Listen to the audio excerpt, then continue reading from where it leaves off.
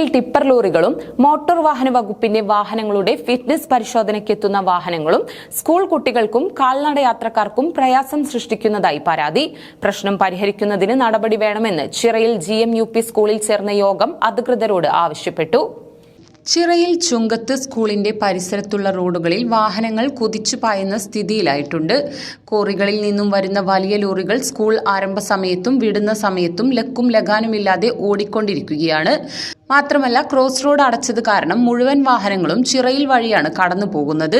കുട്ടികൾ ഇതിനിടയിലൂടെയാണ് സ്കൂളിലേക്കും മദ്രസകളിലേക്കും തൊട്ടടുത്തുള്ള ആരോഗ്യ കേന്ദ്രത്തിലേക്കും നടന്നു പോകുന്നത്. അതുകൊണ്ട് കോറികളിൽ നിന്നും വരുന്ന ലോറികൾക്കും മറ്റു വാഹനങ്ങൾക്കും വേഗത കുറയ്ക്കാനും ഹൈക്കോടതി നിയമം പാലിക്കാനും നിർദ്ദേശം നൽകേണ്ടതുണ്ട്. മോട്ടോർ വാഹന വകുപ്പിന്റെ വാഹനങ്ങളുടെ ഫിറ്റ്നസ് പുതുക്കുന്നതിന് വരുന്ന വാഹനങ്ങളും ഡ്രൈവിംഗ് ടെസ്റ്റ് നടത്താനുള്ള വാഹനങ്ങളുടെ നീണ്ട നിരയും കാൽനട യാത്രക്കാർക്കും വിദ്യാർത്ഥികൾക്കും പ്രയാസം സൃഷ്ടിക്കുന്നു. ഇത് പരിഹരിക്കാൻ ആവശ്യമായ നടപടികൾ അധികൃതരുടെ ഭാഗത്തു നിന്നുണ്ടാവുന്നതിനു വേണ്ടി കൂടിയാണ് യോഗം ചേർന്നത്.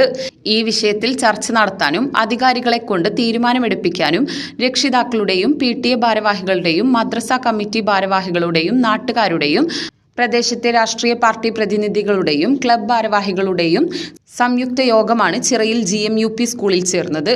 ക്രോസ് റോഡ് വികസനത്തിന് വേണ്ടി അടച്ചുപൂട്ടിയപ്പോൾ നമ്മുടെ സ്കൂളുമായി ബന്ധപ്പെട്ട പ്രദേശങ്ങളിലൂടെയാണ് എല്ലാ വാഹനങ്ങളും കടന്നു പോകുന്നത്. അത് വലിയ ട്രാഫിക് പ്രയാസം നമ്മളെ പ്രദേശത്ത് ഉണ്ടാക്കുന്നുണ്ട്. വളരെ ചെറിയ കുട്ടികൾ, LP UP ക്ലാസ്സുകളിൽ പഠിക്കുന്ന കുട്ടികൾ, അതോടൊപ്പം അംഗനവാടികളിൽ, നഴ്സറി സ്കൂളുകളിൽ ദിവസേന 300-ലധികം രോഗികൾ വരുന്ന ചിറയിൽ ആശുപത്രി, ഈ സംവിധാനങ്ങളൊക്കെ നിലനിൽക്കുന്ന ഒരു പ്രദേശമാണ് നമ്മളെ ഈ ചിറയിൽ പ്രദേശം.